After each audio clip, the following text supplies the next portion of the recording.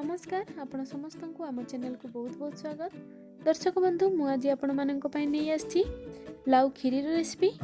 एहीपरि भाबे नुआ नुआ रेसिपी विषय रे जानिबा पई आम चैनल को सब्सक्राइब कर दियंतो। लाइक शेयर और कमेंट करबा को मध्य भूलिबेनी। वर्तमान चलंतु आमे जानि देबा लाउ खीरी पई कोन कोन सामग्री आवश्यक। लाउ खीरी पई हमको सामग्री दरकार। लाउ मु एथिरे 300 ग्राम लाउ व्यवहार करछि। लाउर चोपा बाहर करी ताकू धोई छोट छोट खंड करी काटी नीची। क्षीर मु एठारे 2 कप क्षीर व्यवहार करछि।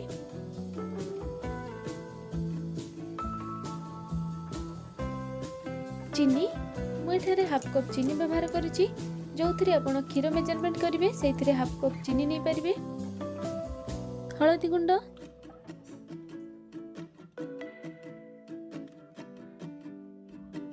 लूण,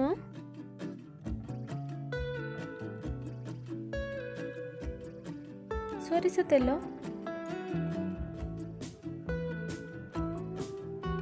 लंका गुंड,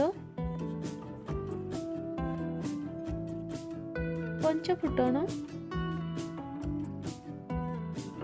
वर्तमान गैस ऑन करी गोटे प्रेशर कुकर बसेबा।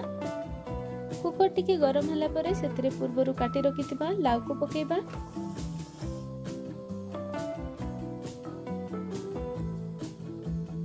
अल्प पानी ऐड करिबा।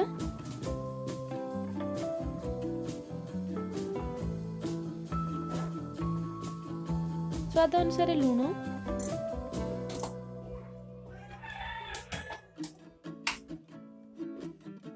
हाफ टी स्पून हळदी गुंड।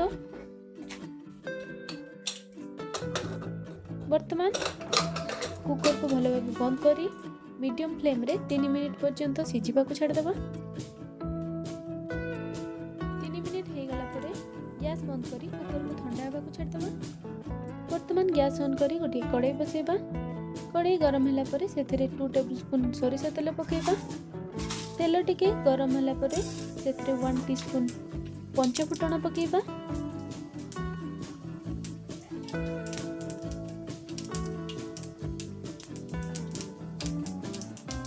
फुटण टिके फुटी गला परे सेथिरे हमें 1 टीस्पून लंका गुंड पकेबा।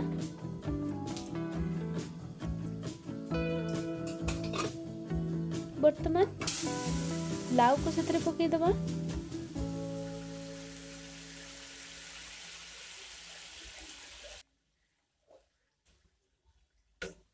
भले से मिसई नबा।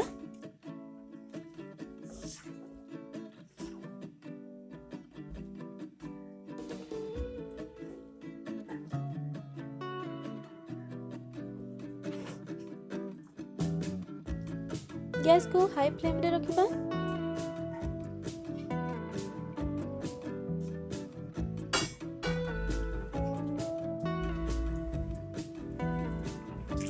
वर्तमान सेथिरे 2 कप क्षीर मिसेबा।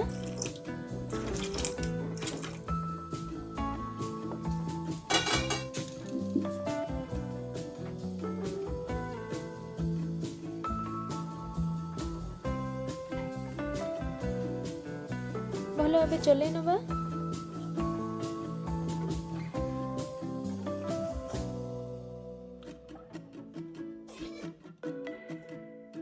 हाई फ्लेम रे फुटीबा को छाड़ी देबा। क्षीर टिके फुटी गला परे सेतरे हाफ कप चीनी ऐड करिबा।